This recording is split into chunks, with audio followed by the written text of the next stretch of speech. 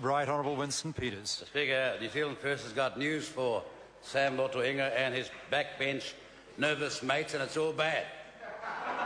The end is nigh.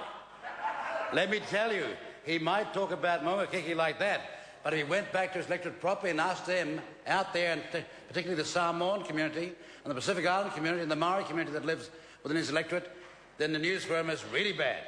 And it just demonstrates the old mantra of Nazi Germany: if you want to tell a lie, make it the biggest one possible, and you got more chance of it being believed. Look, this government is not going to survive 3 years. It won't make it to the next election. And this is why. It is totally dysfunctional, totally dislocated. I'll give you an example. Yesterday, the Minister of Social Welfare, who, as Sam Lotoinga says, is not here to defend any longer, and I understand why, because you just cut and run. But anyway, she announces a policy, and her key coalition partner, the Maori Party, and the Associate Minister for Social Welfare immediately attacks it, takes it to pieces, says, me and my colleagues in the Maori Party, on this issue, the answer is no.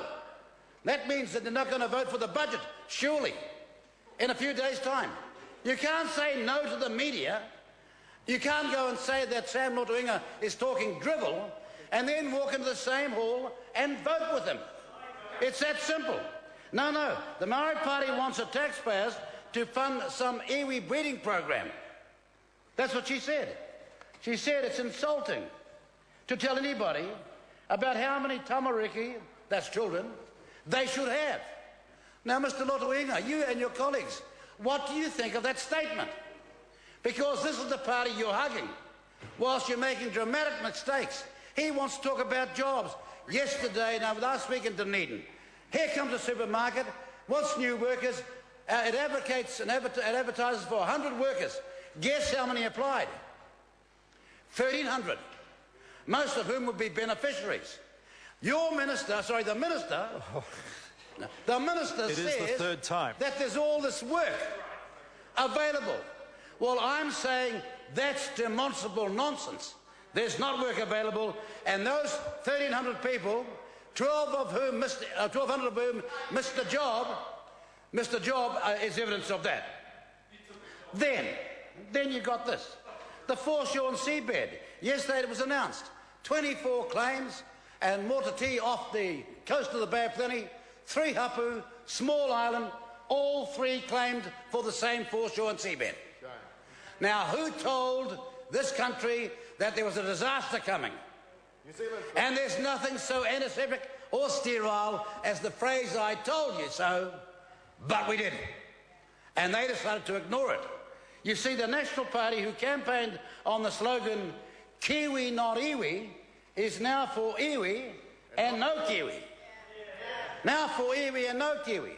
So here we come. The Maori Party was on TV last night attacking Mr. Finlayson, the Treaties Settlements Minister, and saying, no, all these claimants are right. I tell you, they're not going to make it through to 2014. They are so dysfunctional. And one more hiccup and it's good night, nurse. Or in this case, boys. You see, if you go from the Maori Party that says one thing in the House, different things on the marae, they're being called to account shortly on the budget debate. But then you've got the ACT Party. If you go from the Maori Party to the ACT Party, it is not a pretty sight. It is not a pretty sight. The national leader of the ACT Party has the worst case of amnesia in the history of this parliament. Can't remember helicopter rides. Can't remember being hugged by a big bear of a man. Can't remember anonymous donations, 45 of them. Can't remember banquets. And what does the Prime Minister say? Well, I asked him, did he break the law? And he said no. Where's the moral? And I accept him.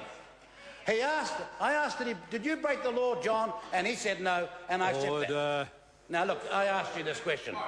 How can John Key be judge and jury in his own case? Well, it's a humbug. The cup of tea in Epsom wasn't a good idea.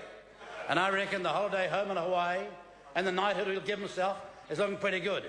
But I tell you who's the most dysfunctional person right now? It is the Prime Minister, who was all things to all men, but he's just Mr. Spray and walk away. Dr. Jackie Blue.